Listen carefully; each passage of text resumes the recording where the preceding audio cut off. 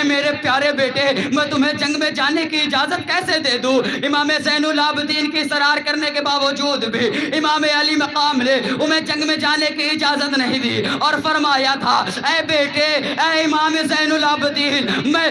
امام زین العابدین بتاؤ تو صحیح ہمارے جتنے بھی ہمراہ تھے سب شہید کر دیے گئے ہیں، اگر میں تمہیں جنگ میں جانے کی اجازت دے دیتا ہوں، اگر میں تمہیں جنگ میں جانے کی اجازت دے دوں گا تو تمہارے تو اہل بیت کی نگہداشت کون کرے گا؟ ان کی خبر گیری کون کرے گا؟ انہیں مدینہ کون لے کر جائے گا؟ ان کا محرم کون رہ جائے گا؟ اے بیٹے بتاؤ تو صحیح اگر میں تمہیں جنگ میں جانے کی اجازت دے دوں گا تو یہ قافلہ مدینے با سلامت کیسے پہنچے گا؟ امام زین العابدین وہ امام علی مقام کی خدمت میں حاضر ہے اور امام علی مقام فرماتے ہیں اے بیٹا اگر میں تمہیں جنگ میں جانے کی اجازت دے دوں گا تو میرے باپ دادا نے جو مجھے امانتیں سپرد کی ہیں میں انہیں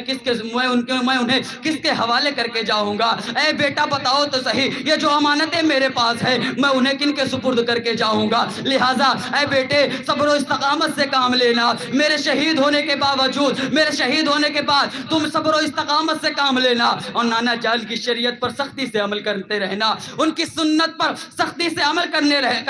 کرتے رہنا۔ اے بیٹے زین العابدین تمہیں جنگ میں جانے کی اجازت نہیں ہے۔ اتنا فرمانے کے بعد امام حسین نے اپنا امامہ پاک امام زین العابدین کے سر پر رکھا اور ان کو بستر علالت پر لٹا دیا اور خود خیمے کی طرف تشریف لے آتے ہیں، خیمے میں داخل ہوتے ہیں، صندوق کو کھولا، صندوق کو کھولنے کے بعد اس میں قبائے مصری نکالا، اپنے زیب تن فرمایا اور تبرک کے طور پر نانا حضور علیہ السلام کا امامہ پاک اپنے سر پر باندھا۔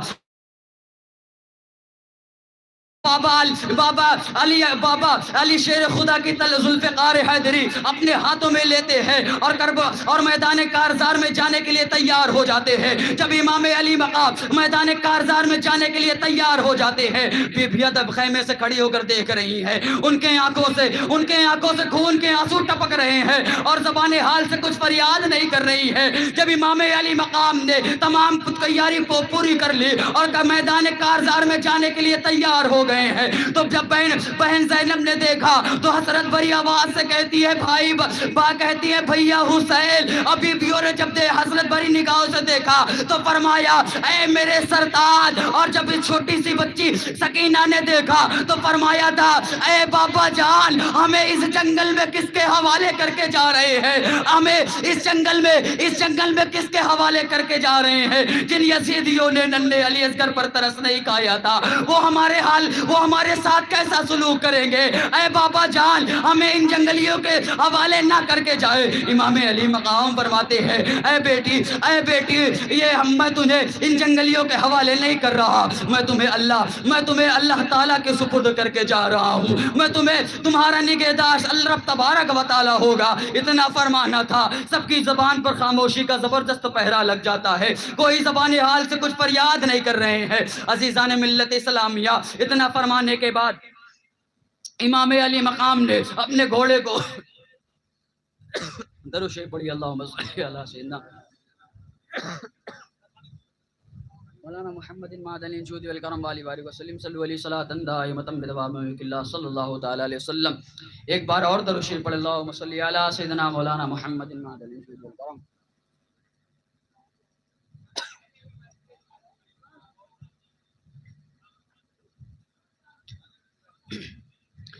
عزیزان ملت اسلامیہ امام علی مقام نے جب تمام تر پوری کوششیں کر لی، اس کے بعد میرے عزیزوں جب میدان کارزار میں جانے لگے، یہ غریب الوطن بے کس مسافروں کا لٹا ہوا قافلہ حسرت بھری نگاہوں سے آپ کو دیکھ رہا ہے، زبان حال سے کچھ فریاد نہیں کر رہے ہیں اور آنکھوں سے خون کے آنسو ٹپک رہے ہیں۔ عزیزان ملت اسلامیہ جب امام علی مقام کو ننھے علی اصغر کی سوکھی ہوئی زبان کرب و ملا کے میدان میں جانے کے لیے نہ روک سکی، جب جوان علی اکبر کی جوانی لٹ گئی، تب بھی امام علی مقام کرب و ملا کے میدان سے جانے سے باز نہیں آئے، تو میرے عزیزوں کوئی ایسی چیز نہیں تھی جو امام علی مقام کو کرب و ملا کے میدان میں جانے سے روک دے۔ تمام تر کوششیں کرنے کے بعد جب امام علی مقام کرب و ملا کے تپتے ہوئے ریگستان پر پہنچے اور پہاڑوں کی جیسی جمع ہوئی فوج کے سامنے شیر خدا کا شیر